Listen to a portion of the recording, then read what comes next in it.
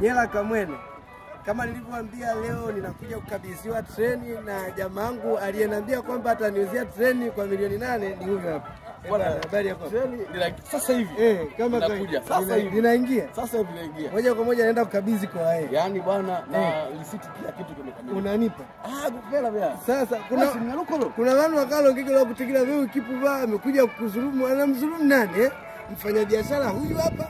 Mkiona amenidhulumu mnakuja kukamata. Alipamlimba basi. Nilimwambia na bwana treni unakuja kulipigia mlimba kabisa, ndio linakuja. Mali yako halali kabisa. Nashukuru.